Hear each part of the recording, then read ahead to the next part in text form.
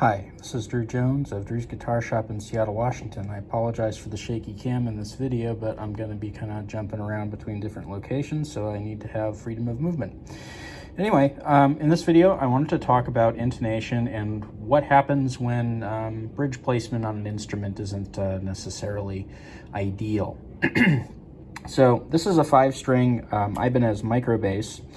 And I got into doing the setup on it, and the issue with this is that, when you're doing a setup, you have to dial in intonation. It's pretty much like the last thing that you do is you dial in intonation and make sure that when you play the open note, that the note that you're getting at the 12th fret is a match for that octave. Now, to do that, you move the saddles either forward or backward, depending on whether the note is intonating flat or intonating sharp. For intonating sharp, you have to slide the saddles back. Now, this is problematic in this case because these particular saddles that belong to this bass have kind of a closed-off sleeve that the screws fit into, and so you do reach a point here where you can't actually bring this back anymore because the screw that's going in here to pull it back has reached its limit in how far that hole goes. So that's what we were running into with this bass. Basically, the only string on here that I was able to intonate was the G string here, and then everything else didn't. That was very predicted, by the time I had gotten that G string dialed in, because I was already completely maxed out on that saddle in order to intonate that G string. And the G string generally is going to be the one that needs the least compensation. And so these having to go further back, of course, those screws are going to be way off. And so what happened was I took them in as far as I could just to kind of see what I was dealing with. And this one was intonated, and the rest were just progressively more way off. Now, this is a case that you'll run into a number of times, in a number of instances in electric guitars, simply because the way that these bridges are designed, you can see how much space you can move here. These bridges a lot of times are kind of like sloppily placed. There's no bone saddle, on a 1/8 inch strip that you need to get exactly right, like on an acoustic guitar.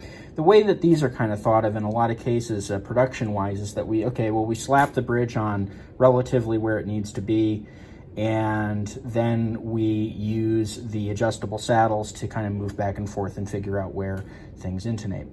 Now, in cases like this where your hardware doesn't really allow for that, if you want to do a successful setup, are going to end up needing to modify that hardware. There's no way around it if you want to have an intonated instrument.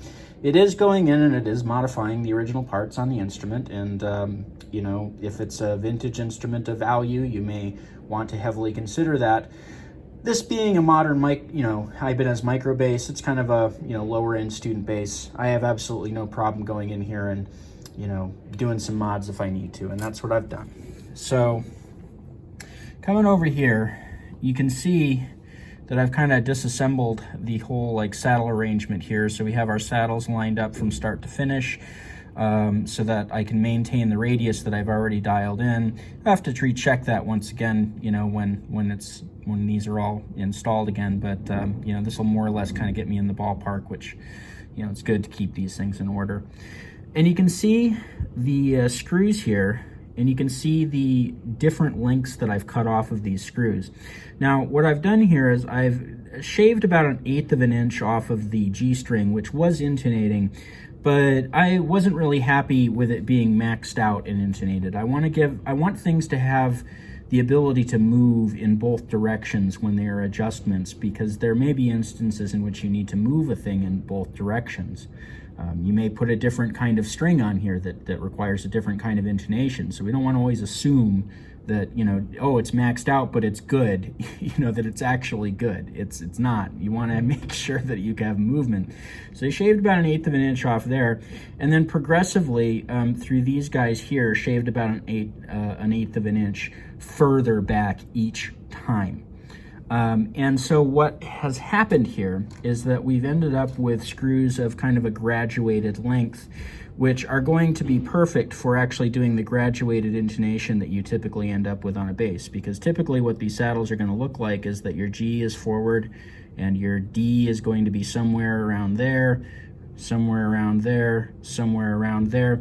And when you have a B string on a 5-string bass like this can kind of be a little bit of a wild card depending on the tension of that string, because sometimes it ends up being lower tension and sometimes it ends up being higher tension. So we're not really sure which way this is going to go yet. But if we need to, we can shave more material off of here. I think that we're safe with the amount of material that we've shaved off here, just based on kind of what I was seeing. This bridge looked like it was bolted down way far forward from where it should have been. And you know, I'm not sure if that's a design flaw or a, you know, a kind of came in drunk on Friday kind of thing, or, you know, I don't know. But I do know that this bridge was not in the right place, because in order for these bridges to be in the right place, they need to be able to intonate the strings correctly. So that's what we've had to correct here, because that's not what was happening. Just to kind of talk about this for a second. Now, this is an instrument that's going up on sale here. This is going up on the sale wall, and it's going up on my Reverb page. It's an instrument that came in on consignment from a longtime customer. And, you know, if this were a customer guitar or customer instrument, what I would have done basically is to call the customer and explain this problem and say, hey, you know, this is going to need to be fixed. Here are a couple of ways that we can fix this. But since this is going up on my sale wall, I'm absolutely not putting an instrument up there that's not going to intonate correctly, because, you know, there are some people that will argue that, you know, a little bit off intonation is fine. This is way more than a little bit off. But also, like, just when it comes to precision in these tools that we use, these instruments that we use, they are designed to produce music. Music relies on tones, and those tones rely on precision placement of where the strings are and where the frets are, and that's how they produce, you know, the incremented tones that we are used to in Western music. And if they are not doing that, they're not successfully being instruments, if that makes any sense, at least not in my eyes.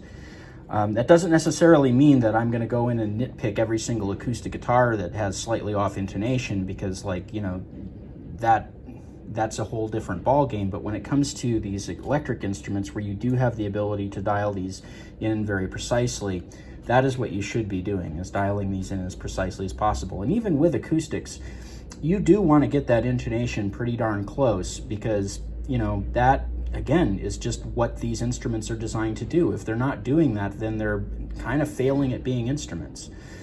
So, you know, when I triage instruments here, you know, basically the thinking goes like this. Playability. Can we play it? Well, all right. Tone. Does it sound good? And then does it look good?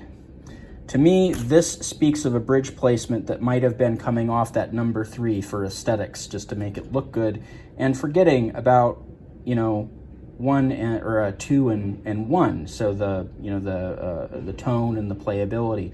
Now, it's arguable that you could still play the thing without the intonation, but the very second that you took this in and you actually tried to play a bass line in any kind of band where everybody is playing in tune and you are not, that is going to become a problem.